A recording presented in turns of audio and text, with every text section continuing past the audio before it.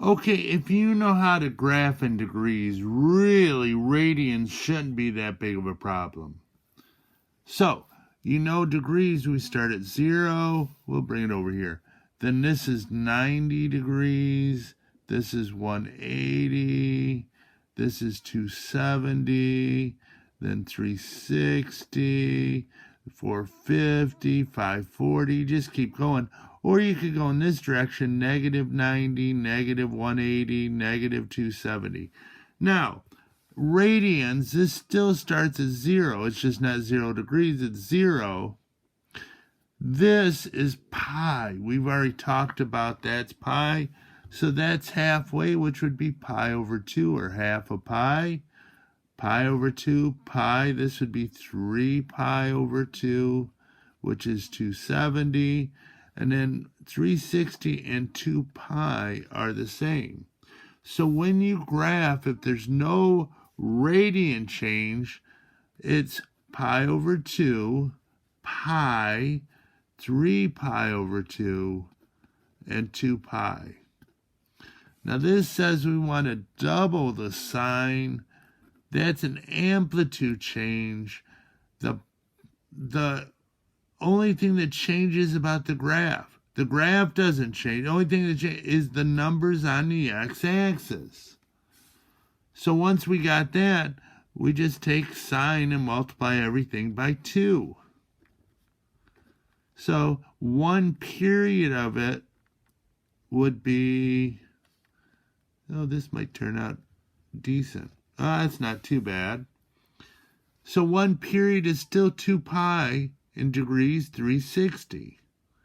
Now the amplitude is 2. Now remember, amplitude is max minus min divided by 2. If you have the graph. If you have the formula, it's the absolute value of A. Okay, this one. Oh, B is changing. So now we do have a period change. But the graph itself is the same whether you graph in degrees and radians, except for the x-axis. The only thing that changes is the numbers on the x-axis. So, cosine starts at 1, 0, negative 1, 0, 1. Woo! That is horrible.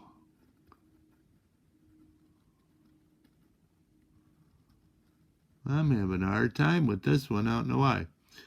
But this changes. Now, the way you find it is 2 pi divided by the b. So it would be pi. Now, I already had this broken up. You'd have to break this up before you draw the graph, but I already broke it up earlier because I knew it was pi. So 1/4 of pi would be pi over 4. Then 2/4 pi would be pi over 2 when you reduce. Then 3/4 pi, then pi. So,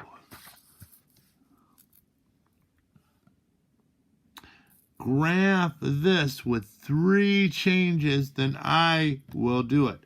Always do period first, and then with the period change, do the amplitude change, and then with both of them, do a shift. So do that now, and then turn me back on when you're done.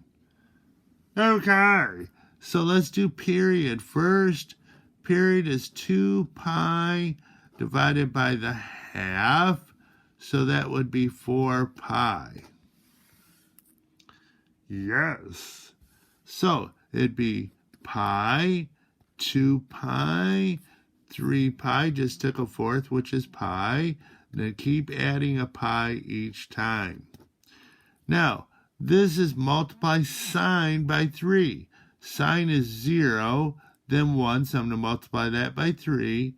0, negative 1, so multiply that by 3, and then 0.